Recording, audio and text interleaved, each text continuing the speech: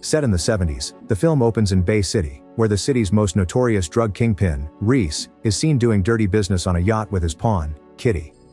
While Kitty rubs sunscreen all over his body, he deals with some drug suppliers, who end up disappointing Reese. After finding out that the suppliers lost an entire plane of his drugs in the transportation process, Reese shoots them dead. The scenes then swing to David Starsky, the film's first protagonist and an overly devoted cop, currently chasing a bad guy all over the town. He believes that the salary he's paid is good enough for him to put in extra work and catch bad guys. In contrast to him, our second lead, Hutch, is currently seen robbing a store with his partners. Despite being a cop, he believes that the government feeds them crumbs in the name of salary, so he prefers making money through side hustles, such as robberies. When he comes out of the store with the money, the police catch him red-handed, but he quickly gets away by identifying himself as a cop and claiming he was working undercover. Out of respect, the cops let him leave with the stolen money, not knowing the truth. Starsky and Hutch first face each other at their captain's office when they are both called in for misconduct. Starting with Starsky, the captain scolds him for damaging the town during his extreme chase earlier and the fact that he keeps switching partners, unlike his non-problematic and heroic mother. Starsky gets tired of hearing the same thing and admits that he can't live up to his mother's standards. On the contrary, Hutch is called in for robbing bookies without updating on what he's up to. He lies again about working his way up to catch a gang in the Upper East Side, but the captain hardly buys it. Judging their current performance, the captain deduces that they both deserve each other, and so, he partners them up. Back on Reese's side, his crime partner, Kevin, stresses over the fact that Reese shot his suppliers and tossed their bodies in the ocean. Reese justifies his actions and assures Kevin that the dead suppliers will never lead the cops to him. Moving on, he and Kevin work together to pitch their newly manufactured cocaine to a group of clients. They prove to the clients that their new and improved cocaine has no smell at all. To further demonstrate things, they bring in a police dog, which sniffs old cocaine on one of the clients. When Reese throws his new cocaine pouch on the client, the dog fails to respond to it, proving that his product is untraceable. Reese and Kevin adjourn the meeting by announcing that they will be putting their product in the market within 3 weeks. As the plot progresses, we are introduced to a local mafia named Huggy Bear Brown, who protects local businesses in exchange for a profit margin. As he currently hears some complaints from an Indian businessman who's under his protection, we see Starsky and Hutch quarreling about their expenditure outside Bear's turf. They soon get to meet Brown, during which Hutch apologizes for the mess created in Chinatown, revealing that Brown is his personal informant. Contrary to Hutch's concerns, Starsky starts hassling Brown's sidekick, asking if he has a permit to carry a gun. This triggers a shoot-down between them, and Brown's iguana gets shot. Before things escalate, Brown realizes that the iguana hasn't rendered serious damage other than getting its tail chopped off, which can regenerate at any time. Hence, he lets this event slide and forgives Starsky for the inconvenience. Moving on, Starsky and Hutch part ways. Hutch is seen taking care of a boy named Willis from his neighborhood who lives off of his money. The next morning, Hutch arrives at the precinct late as usual, but Starsky lets it slide and decides to head out on their case. Hutch offers him his ride as an act of courtesy, but Starsky finds his ride embarrassing, as it is a literal camping van pickup truck. He then brings out his Ford Gran Torino and flaunts it dearly. When Starsky and Hutch arrive at the crime scene, we find out that they found the washed-up body of the supplier whom Reese shot in the film's beginning. Hutch checks the corpse for identification purposes and discovers his wallet. Following this, Starsky and Hutch stop by a diner to discuss the fact that they found Reese's business card in the corpse's wallet. There, another cop on duty named Manetti fakes a call on the police radio and states an emergency. When Starsky immediately runs to look over the situation, Manetti bursts into laughter and thinks he's done a great deal in making a fool out of Starsky. Moving on, Starsky and Hutch arrive at Reese's personal residence to interrogate him about his business card that was on the dead man named Torrance. Reese immediately denies any links to Torrance, but Kitty mistakenly slips up some dating facts about Torrance and immediately regrets ever taking part in the conversation. Starsky and Hutch take her words into consideration and go to visit Torrance's girlfriend, Heather, who is an exceptionally beautiful cheerleader. Through Heather, they get their hands on Torrance's jacket and leave.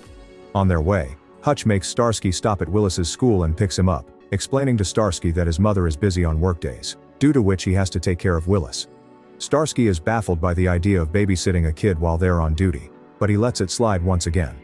They get back to work and approach Bear to learn a thing or two about Torrance's jacket. Bear leads them to a tailor named Big Earl, the creator of the jacket. On the other hand, Kevin pulls out Starsky and Hutch's personal files and hands them to Reese. After finding out about the police duo, Reese undermines their capabilities and presumes that he's never going to get caught by such dweebs.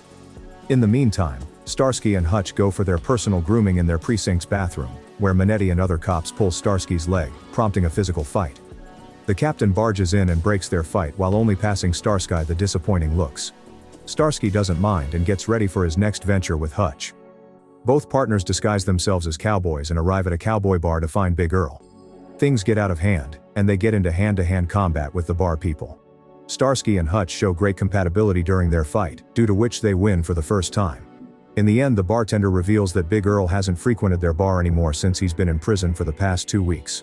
Starsky and Hutch head straight to the city prison and interrogate Earl about the jacket, but he straight up denies any links with Torrance or his jacket. Furthermore, Earl makes the duo do sultry stuff in order to get information out of him. He ends up giving them the pouch of untraceable cocaine that Reese is about to introduce to the market.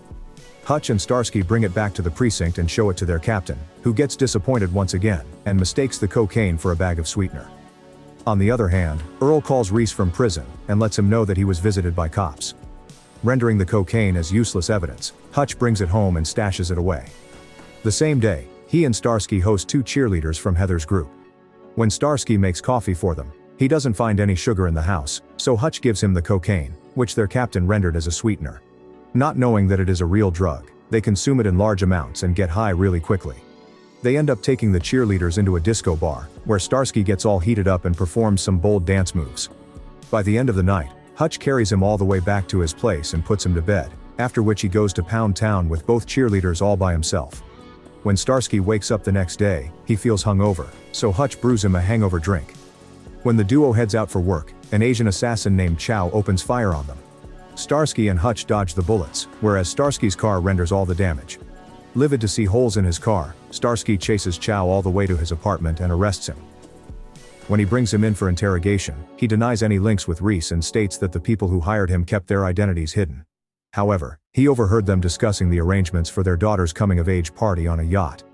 Starsky and Hutch, without a single thought, infiltrate the party as mimes and put on some lame tricks on the stage to distract the people present on the yacht. Reese's presence confirms that it is his daughter's party and that he's the one who recruited Chow to assassinate Starsky and Hutch. Starsky and Hutch, on the other hand, conspire that Reese keeps his drugs stashed away in the storage container and confront Reese about it. Their conversation with Reese provokes Starsky to shoot the lock on the container's door. Unfortunately, there are no drugs inside, but a pony for Reese's daughter, which gets shot to death by Starsky. The news reaches Bay City's precinct, where Captain Dobie scolds the duo again for vandalizing personal property and shooting an animal to death. Hence, he suspends them, leading both of them to clash personally and part ways forever. As time passes, Reese becomes hell-bent on getting Starsky and Hutch killed, whereas Starsky and Hutch reminisce about their past while they're not on speaking terms. One day Hutch heads over to see Brown to gather some information. In his absence, Willis arrives at his place to ask for some money. Suddenly a bomb goes off, putting Willis in the hospital. Starsky finally breaks the no-contact rule and visits Willis in the hospital, where he resolves his differences with Hutch and reconciles. Now the indestructible duo decides to go after Reese and put him to rest once and for all. They soon begin tailing Reese's pawns and even set up a wire on Brown before sending him to visit Reese in person. Through this tactic, they learn that Reese is planning to sell his new product at a charity event, where he will be auctioning a Volkswagen to the highest bidders, his pre-planned drug pushers. Despite being off-duty, Starsky and Hutch disguise themselves and infiltrate the event, where they win the bidding and shoot open the trunk of the Volkswagen. As their information was correct in the first place, Reese gets caught dealing drugs. However, he turns out to be a sore loser who takes Hutch as his hostage, which creates panic among the people at the event. Starsky creates an illusion and shoots Reese from a certain angle. However, Captain Dobie gets shot instead of Reese, who gets away. Meanwhile, Kitty gets her hands on the money that was going to be used to buy the drugs.